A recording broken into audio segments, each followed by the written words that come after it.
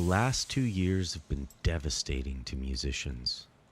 With venues shuttered and limitations placed on crowd sizes, the shared human experience of live music all but disappeared. Until now. We met with Sam Roberts' band drummer Josh Trager at the legendary Budweiser stage in Toronto.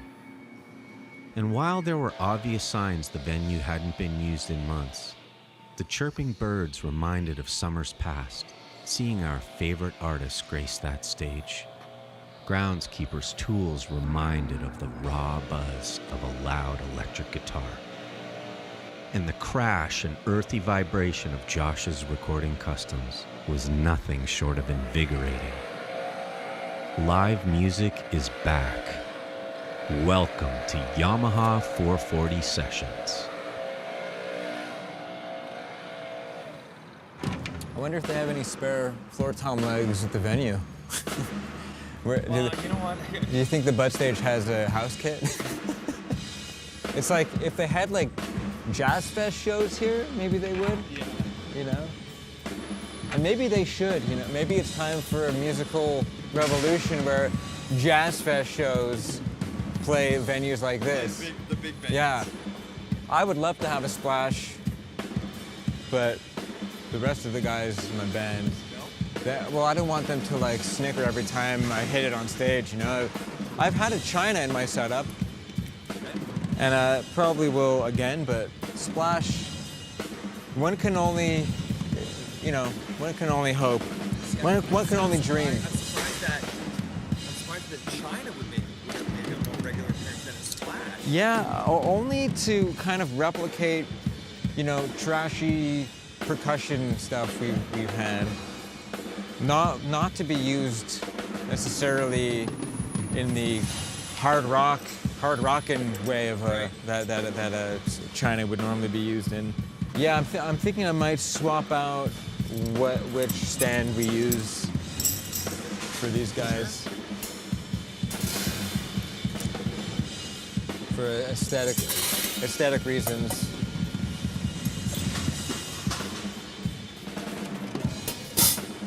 So what should we do with this guy? Where should we?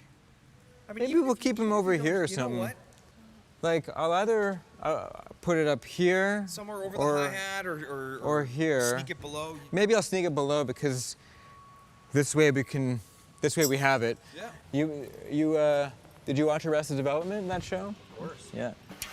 Remember that scene where I think Lindsay and Tobias are like looking at like houses to buy, I think it is.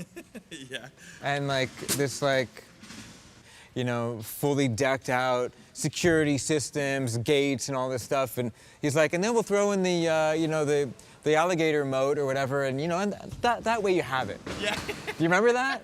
I think I do. You know, we'll give you, you know, maybe we'll put like let's attach a boathouse and a pool house and, you know, an Olympic-sized swimming pool, and that way you have it. That way you have it.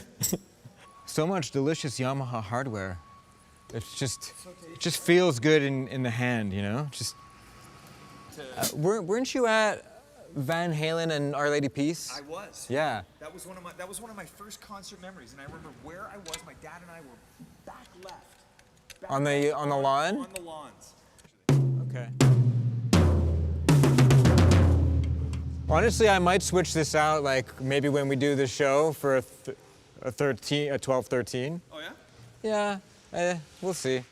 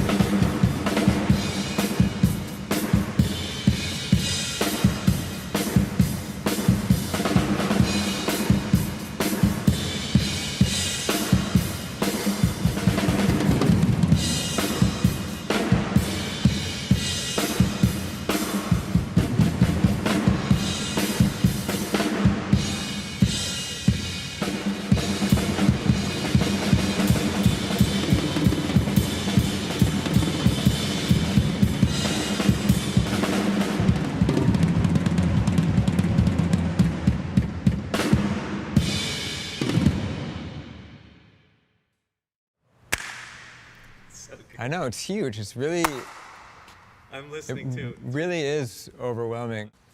Yeah, with this, I always really have to get the tension right to be able to get the upstroke strong, you know? Yeah. Hey, I'm Josh Trager. I'm the drummer of the Sam Roberts Band. Today, we're here at the beautiful and legendary Budweiser stage in Toronto. Was always fond of music as a kid, as a baby, responding to music, so my parents tell me, and started playing like Suzuki violin when I was like 3. It was like a rite of passage in my family to take piano lessons, so I started doing that at 5. Music was just always a part of my life, and it seemed to influence me pretty heavily through movies or what have you. None of that really lasted. They were all short-lived phases until I heard Guns N' Roses in the early 90s. It was literally a drum fill that caught my attention. It just sounded really melodic and thick and beefy, and something about it just called out to me. After a year of coaxing my parents, they finally gave in and bought me my first drum set when I was 11 in August of 1992. I kind of trained myself from what I was seeing on TV. If a music video would pop up and there would be a shot of the drummer, I'd be like, oh, what's he doing there? Making this sound, making that sound. That and like live concert shows that they would air on Much Music. So by the time I got my first kit, I sat down and kind of knew my way around and had like the basic coordination that I developed from, you know, just being dedicated to figuring it out, watching and applying it to my pillows and chopsticks. They did not stand a chance against those powerful drum fills. Yeah. At least to learn the fundamentals and stuff, we thought it'd be good to have a teacher. So the day we bought the drum set, we also took a pamphlet for a local drum teacher in Montreal, and I started lessons immediately. Most of my time was spent learning like the complete note for note, like Guns N' Roses albums, cover to cover. My heroes, I discovered them along the way in that first year or 2 years of playing. My goals were to somehow replace the drummer of Guns N' Roses, and I literally dreamt about that. Playing on the Use Your Illusion tour, on Matt Sorum's Yamaha Rock Tour Custom set. I don't know if I thought about it like beyond that, in terms of like having any sort of longevity. I just knew that in that moment, that's what I wanted to do. It was only when I discovered other types of music and other drummers. David Garibaldi was sort of the first like light bulb moment, or like the first time I was totally in awe, because it was something I had never heard before. It was unlike anything you'd hear on popular radio. So yeah, when I discovered kind of like how far others were taking the drum set beyond what I was seeing and hearing in like the rock genre at the time, that's when I was hooked, and that's when I kind of really thought about that type of challenge really attracted me, definitely inspired me. You know, in terms of like the like Yamaha drums, almost everybody was playing Yamaha. And if you wanted to play like stadiums like Matt Sorum, you needed Yamaha. If you wanted to play, you know, at the level of like Vinnie Colaiuta and Dave Weckl and Steve Gadd, you had to have a Yamaha. There was kind of no way around it, and I needed to figure out this Yamaha thing and get me some Yamaha drums. My next goal post high school was well, I had two. It was to play in the Montreal Drum Fest and to attend Berklee College of Music. So after high school, I did get to play in the Yamaha Rising Star showcase at the 1999 Montreal Drum Fest, and that was an amazing experience. And I was just the right age to be cocky enough and not have too many nerves to pull it off. I feel like even today, at 40, I would be even more nervous than I was then. And it was like a whirlwind of learning and playing and making connections with other young musicians. which is obviously very important as I came to learn growing up, wanting to have a career in music. You know, making connections is obviously very important. Yeah, in 2000, 2001, I went to Berklee for 2 semesters. So after that first year of being knocked on my ass by incredible musicians from all over the world, that was definitely an eye-opening experience for me. And also, I recommend it to anyone that thinks they're hot shit. Just go to Berklee. You'll get your ass handed to you. Or go to any music school. I actually learned more a week on the road playing professionally for a paying audience than I did I recommend going to school, but you're really going to cut your teeth and learn on the road. At least for me, that's the way it worked out. We were playing 3.5 hours straight, a lot of jams, a lot of instrumentals. I cut up my hands. It was with blisters. The skin was peeling off. But aside from that, it was an incredible learning experience. It also afforded me a few other incredible opportunities. So it was this tour in the UK in 2002. It was called Legends of Rock, but for me, it was more of a true school of rock.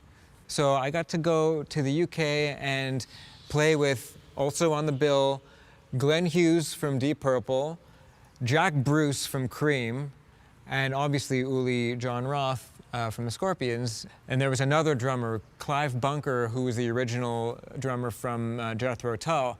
So I was 21 years old and in way over my head, but again, I was just cocky enough to make it happen. Yeah, that's a good soundbite right there. Yeah, that's really good.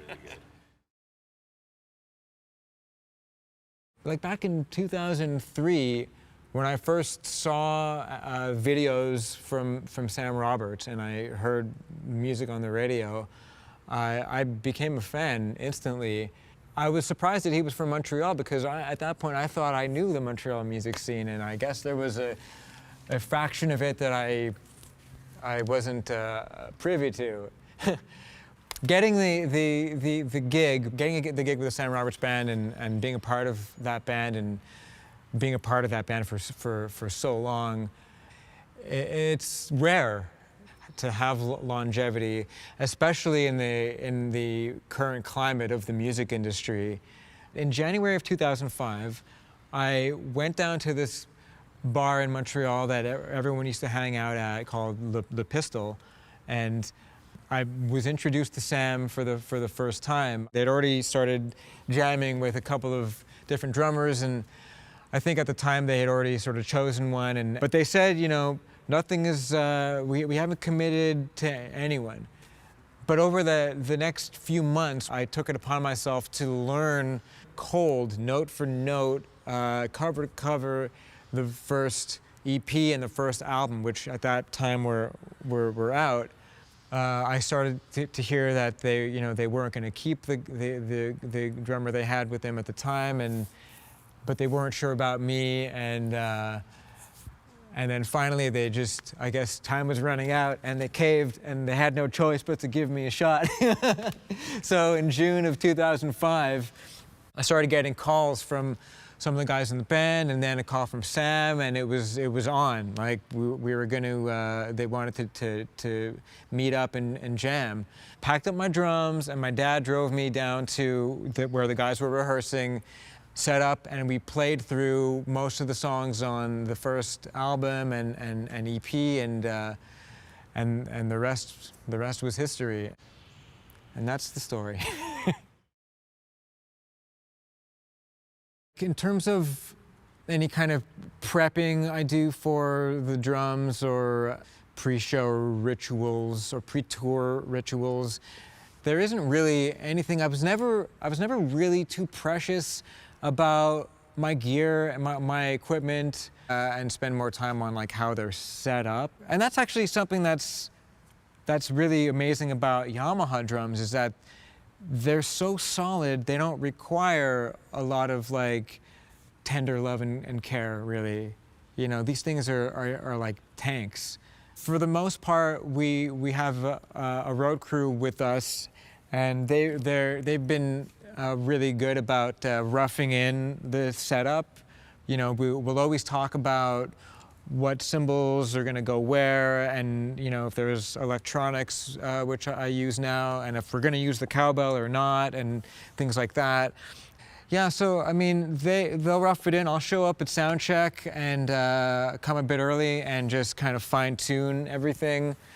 We just make sure all the screws are in there and all the bolts are tightened, and because you know, every once in a while you got something that's loose, and you know, the cymbal will, you know, tip over, or the boom arm will fall, or the floor tom legs will sink.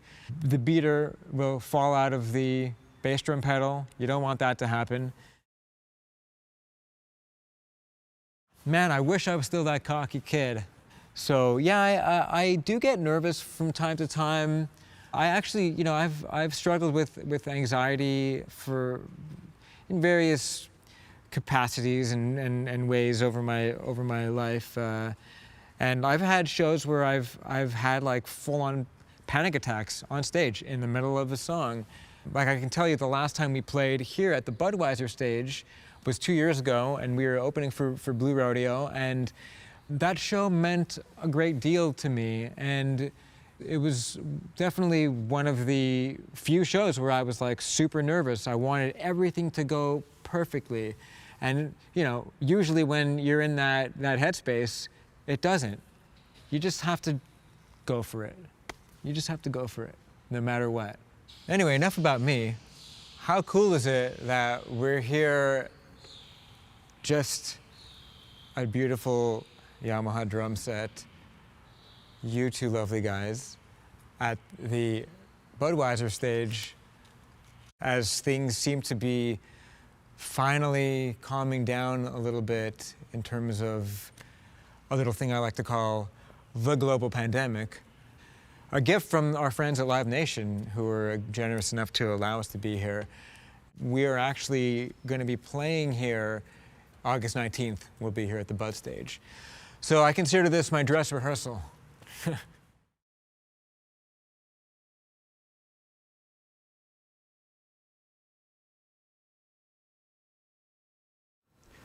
Well, hello and welcome to Y440 episode number 2. That sure was fun hanging out at the Budweiser stage. Josh Trager is such an inspiring guy, and he has so many fantastic stories about his amazing life. So what a treat that was. We have Josh with us live today. We're going to get to Josh in a second. But before that, I wanted to direct you to our Facebook Yamaha Canada Solutions page.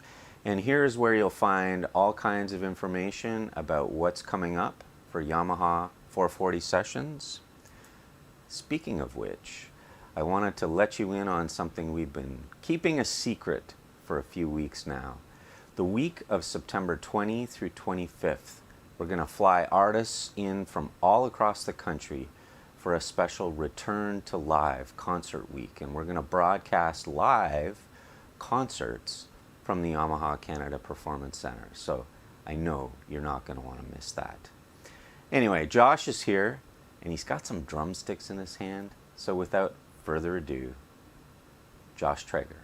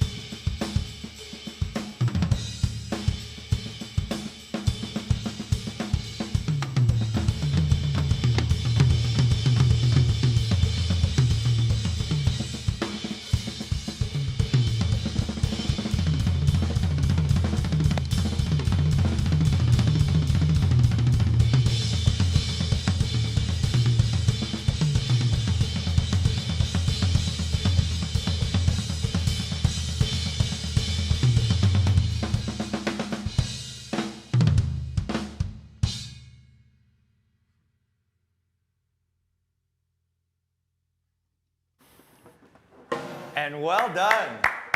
Well done. Welcome, everybody. Thank you for tuning in. I want to thank everybody at home for watching. My name is Ryan. I am the marketing manager here at Yamaha Canada for drums, and we are thrilled to be here at our Toronto headquarters talking with Mr. Josh Trager. Josh, thank you for being here. Thanking everybody at home for watching, but thank you for being in-house here. Thanks for having me. Wow, it's our I'm all warmed pleasure. up and ready to chat. Exactly. Yeah, we're lucky to be here today. This is kind of part 2 of our chat on a bit of a feature on you. We were fortunate enough to do what we did at the Budweiser stage and get those insights and just being on the stage. We talked about it when we were there, how cool it was just being on the stage doing that footage there. That was awesome. So this is part 2, and we're going to transition a little bit. We're going to talk about the studio stuff. So this Awesome. this is the second part. So thank you for being here. I appreciate it. My pleasure. You have a beautiful facility here. Thank you. Lovely. Thank you. Well, this is we thought we'd get you to play. We set up this beautiful kit for you, and that was great. But this does kind of feel like a bit of a studio setup, and we've certainly used this room for a lot of studio stuff. We're doing these live streams here, but hopefully this kind of feels like a studio experience for you that you've done for so many years. Definitely, yeah. You definitely feel the pressure of the red light being on. Yeah, exactly. Here. Yeah. Exactly. Drums sounded great. Playing was great. Feeling good. Well, thanks. I appreciate that. You're very welcome. I get nervous. It's all good. Settings, but it was cool. So we're here talking about your studio experiences. You've been in the band for a number of years. It's a different beast. It's a different animal. Doing your live shows that you've been touring for years now in the band. But I'm here, and we're hoping to share some stuff with everybody watching at home. What your mindset is. What are some of your experiences over the years doing the albums and the sessions in the studio? Yeah, sure. Right off the top, like what do you like about your studio experiences? How do you view when you're about to go in, cut a song or cut an album? What's the mindset going into that studio phase? Usually that we're not ready. Yeah. Yeah. And it's like I've talked to you about this before. It's different every time. It's a different experience. We're always at a different place in our career, obviously, and the music's always different, and the approach it changes, also depending on what producer we end up working with, and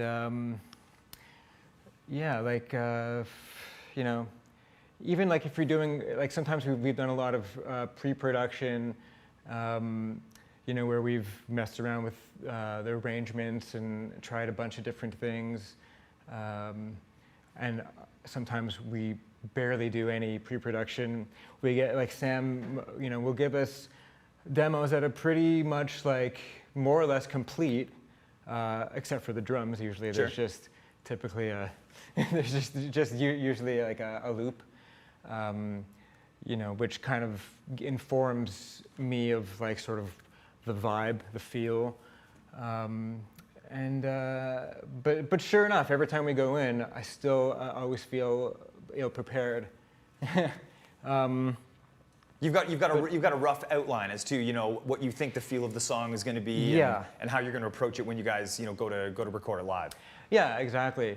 And sometimes every record, like I said, is different, and sometimes, especially in the past, it's kind of dictated by the music, by the songs and stuff. Sometimes I've tried to incorporate a few, taking sort of inspiration from someone like Steve Gadd, who, on a song like 50 Ways to Leave Your Lover could have just played a basic, standard 2 and 4.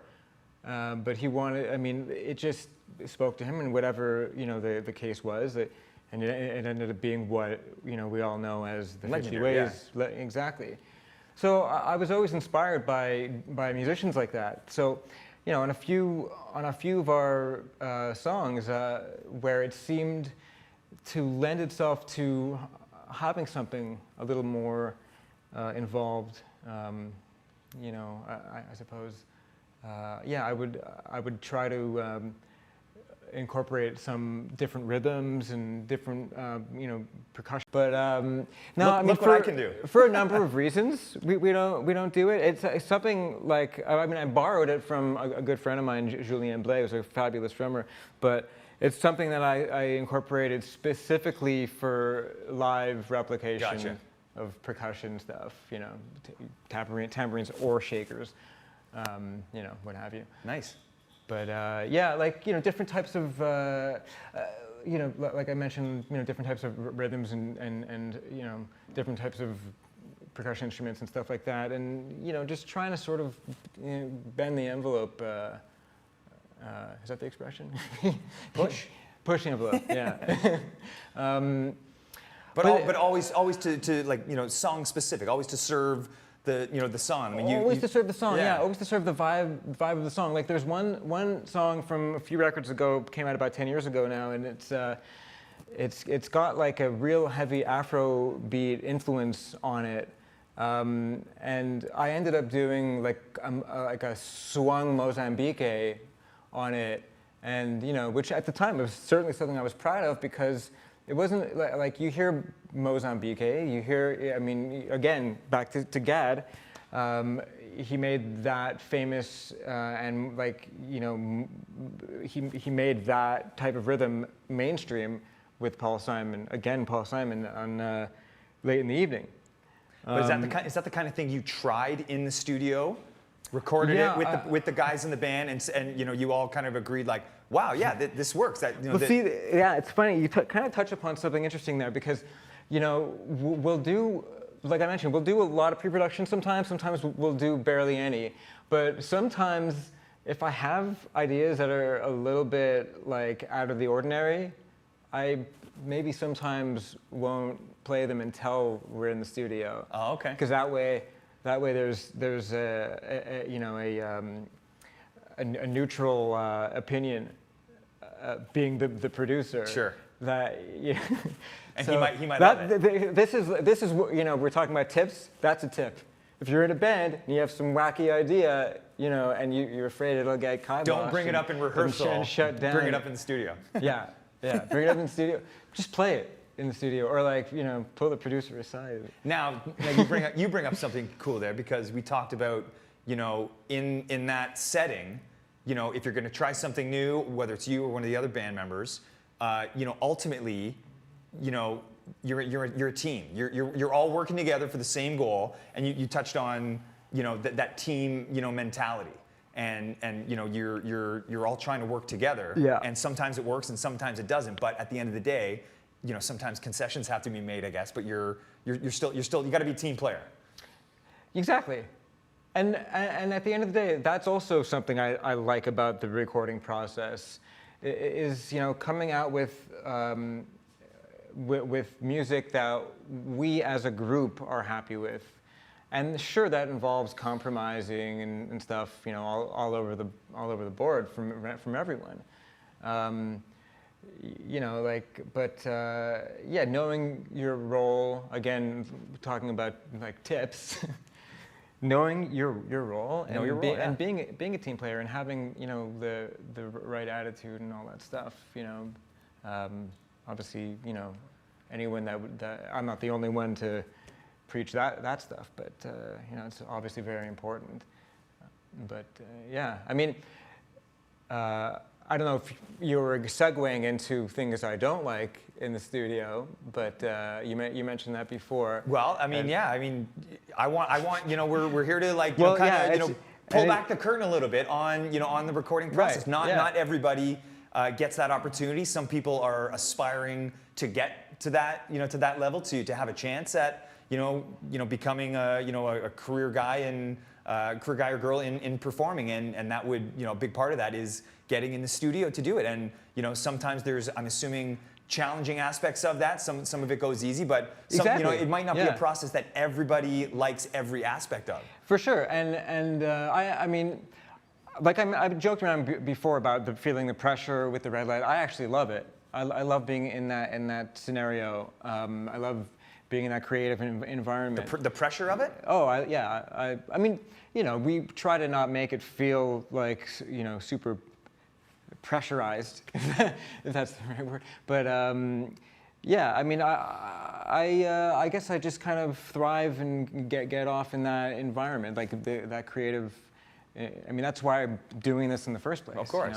You know, But you're saying, like, on the flip side of that, you know, like when you're if you are feeling the pressure, yeah. and maybe that locks you in a little bit, but when you are on point with the other guys, yeah, and you're all, you know, like locked in. I mean, that's, you know, especially in the studio when you're trying to, you know, on new material, you're trying to put your best foot forward, but you guys are locked in. I mean, I'm assuming that's got to be a great feeling.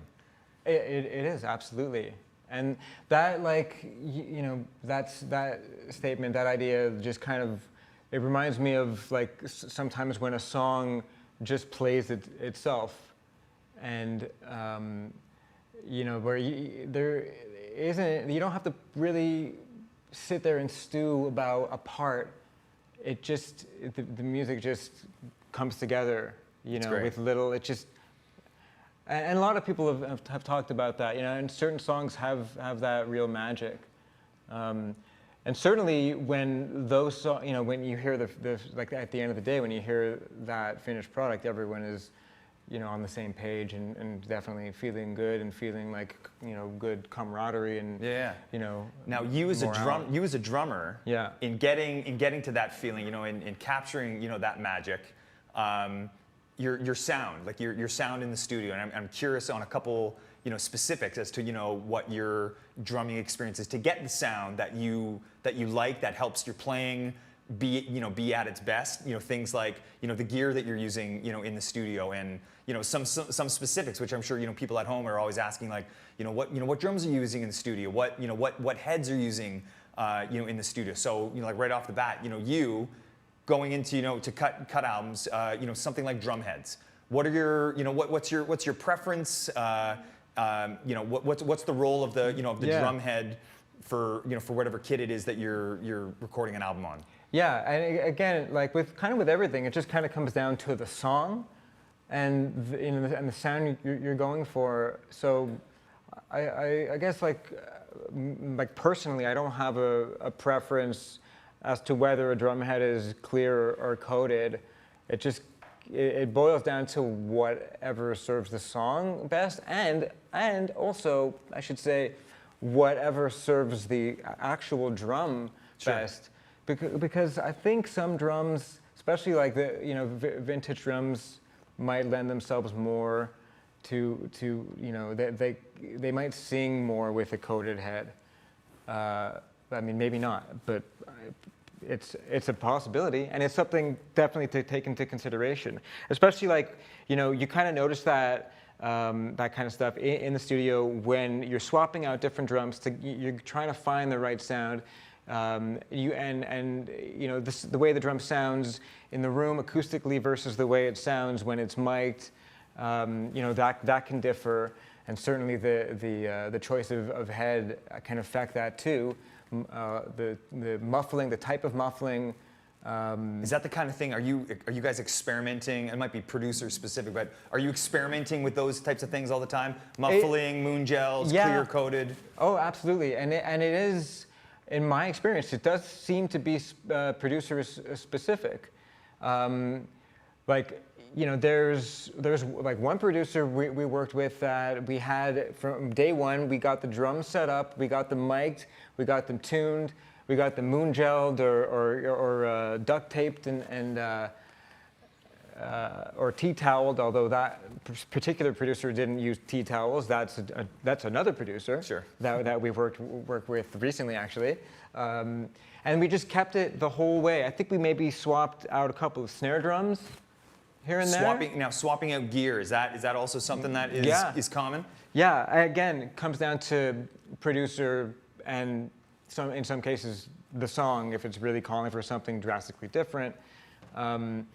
You know, there's like, and also it comes down to time. If you have time, if you know, if you're in a studio, obviously it's very expensive, and sometimes there's just not enough time to really experiment.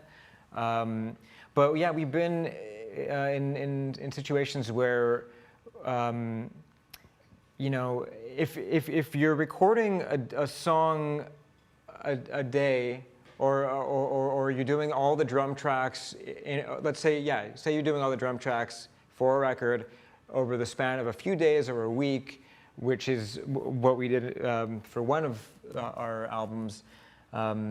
There's usually more time, and with that particular producer, he wanted to swap stuff out and try different sounds, and we had a number of different kits at our disposal, both vintage and new, all kinds of different sizes, and you know, we ended up using a lot of different stuff on, and this was probably one of the more adventurous albums of ours, called Collider.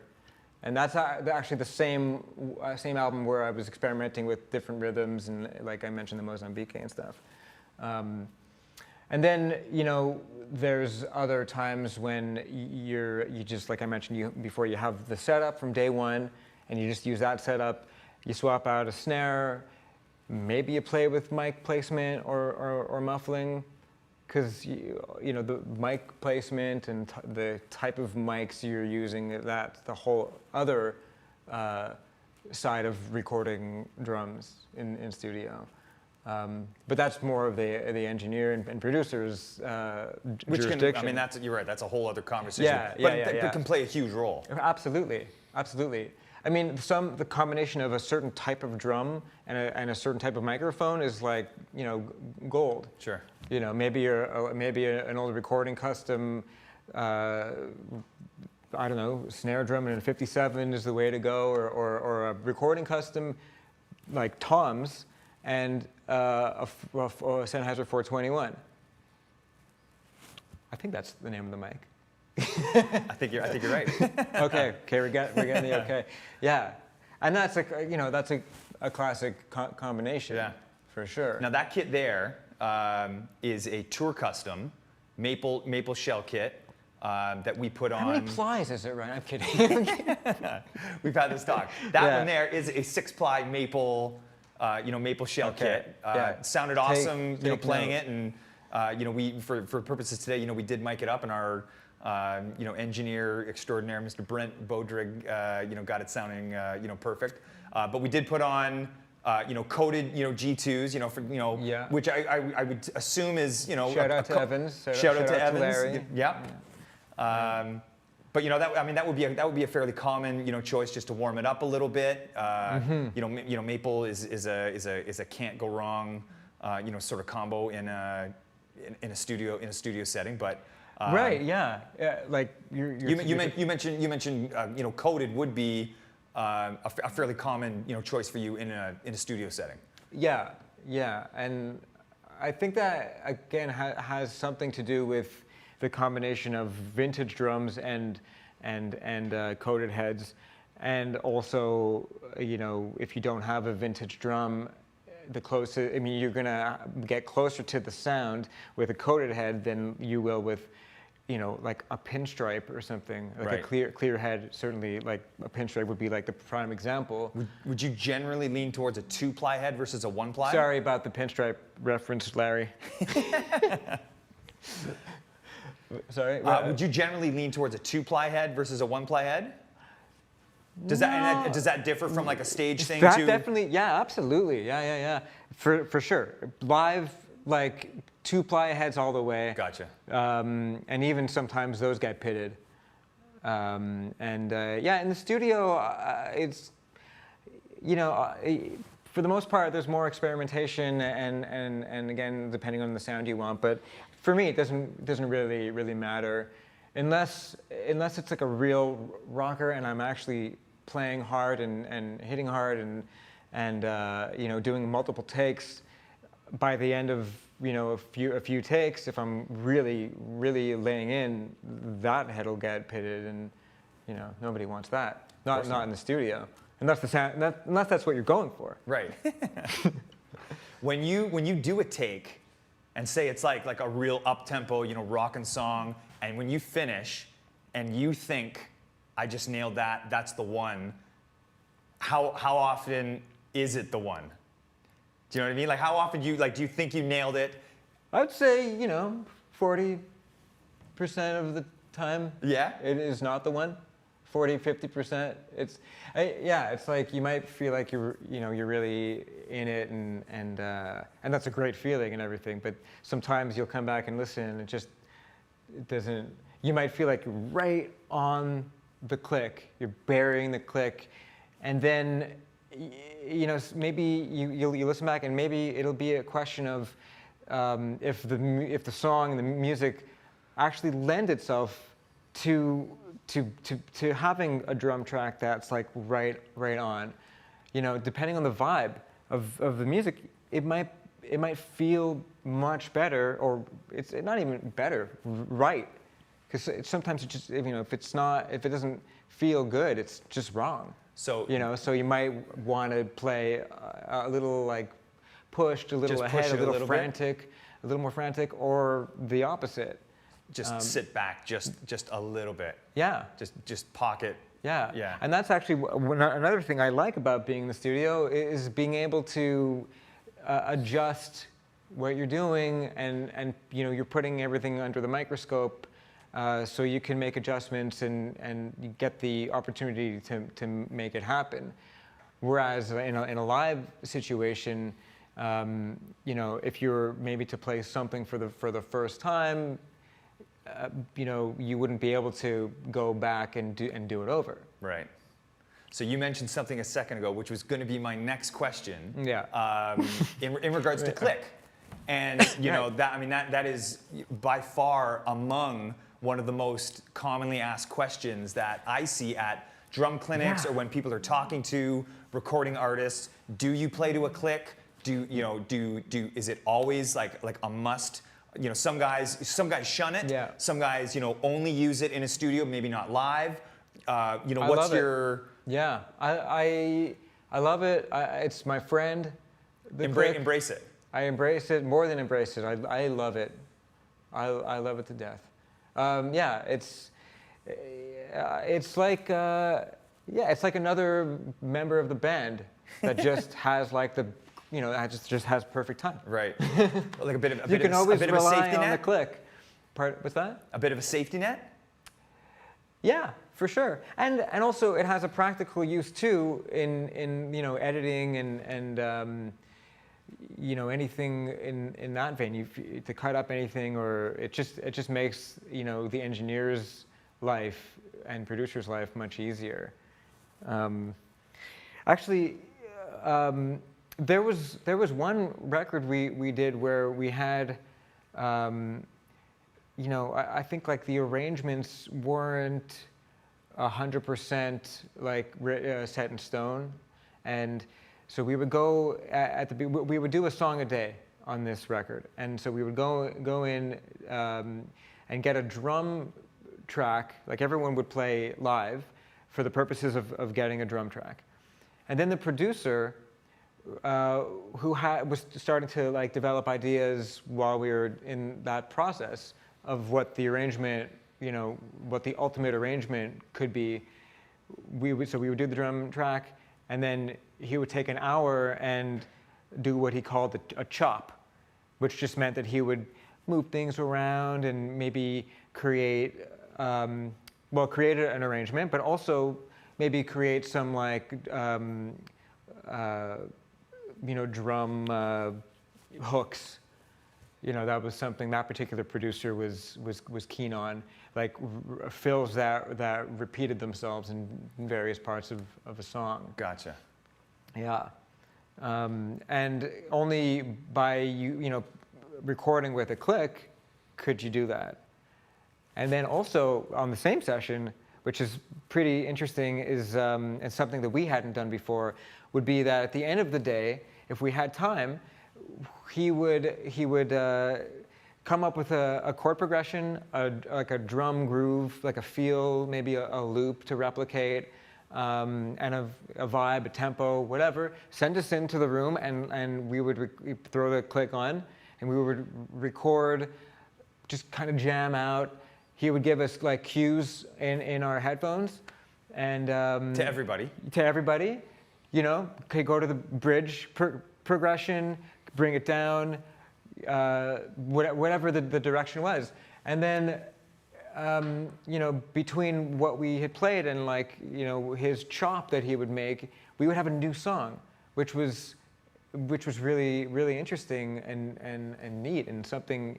And we ended up having some pretty cool songs that we never would have had otherwise. That just kind of came alive in the moment. Yeah. Like at that time in the studio. Yeah, exactly. His name is Youth. That's cool. Yeah, he's he actually did the Verve, the big Verve album with Okay. Bittersweet Symphony on it. Cool. Yeah, and Very cool. yeah. I've got another Fun question experience. in regards to tuning, and not necessarily specifics, but you know, how do you approach, you know, tuning?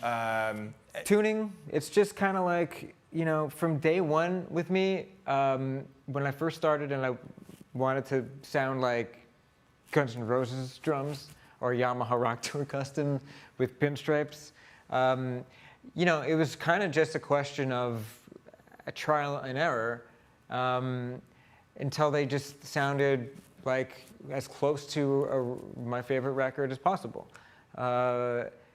And as I started to learn more about drums and tuning and the myth of drum tuning, or the legend of drum tuning, you know, there's different techniques that you know, a lot of people employ very particular techniques where they test every lug to make sure that they're in tune with each other, or you know, to get a certain type of deep, resonant sound. You know, typically tuning cranking up the bottom head a little bit more than the top head, and you know, then the You can get reverse pretty for that if you wanted to have it a bit more choked, like and like more jazzy. But you don't obsess over it. Like I don't. I never. Like that level of No. of specific, because No. it is. It's a kind of thing that eats people up a lot. It's a you know, Yeah. it creates anxiety for a lot of drummers. Yeah, I mean, and there's people that specialize in drum tuning, but for me, you know, I take the knowledge that the limited tuning knowledge I do have, and apply it, and trial and error. And every drum's different. Every drum is its own special Sure. little soul, you know.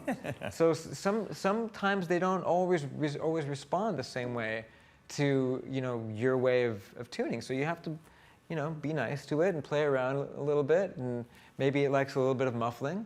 But then, you know, And be patient too. and be patient. And some people would say that every drum has its, like, you know, relative like tone, or maybe not relative, but like its own, like, you know, specific tone. But you could try to go for that, and I've messed around with that as well. Like, you tap the shell and try to figure out what the tone is, and match the tuning to that tone. I don't really do that, but these days. But sometimes, if there's a particular amount of, like, say, toms in a song, I'll try to tune the toms, you know, kind of in and around the key. You know, like maybe thirds, like you know, just something that's like in the scale of the key, or like, you know, the like sort of predominant, like, root note. You know. Yeah, it's always interesting to hear. You know, ultimately at the end of the day, everybody does it different. There's no right, Yeah. there's no wrong. Everybody does it different. Yeah, and I think that's kind of common. I think Oh, yeah. I think a lot of people experiment with that, especially if it's like, you know, a song where they're riding on the tom a Yeah. lot. Yeah, but you know, tuning and muffling, it's like, it just depends Yeah. on. There's so many variables. It just depends on the sound, on what you're going Yeah. for. Yeah. You know. Totally unique. Yeah. We're running short on time, but you know, we could talk, you know, for hours, you know, on this stuff. I appreciate, It's you know. a problem. Yeah, exactly. I appreciate your, you know, and your insights. You've been, you've had the experience of, you know, doing this for a long time, and you know, have probably seen it all, you know, in the studio. Anything you want to, you know, the floor is yours. I mean, is there anything you want to, you know, sign off and say? I mean, where can people find you? Anything coming up for you? I know one thing in particular, you know, is upcoming that we touched on at the beginning in our, you know, the first part. But anything you want to close your thoughts on? Well, first of all, I hope I, you know, wasn't just talking a bunch of smack here, and I actually had something of value. No, it's great.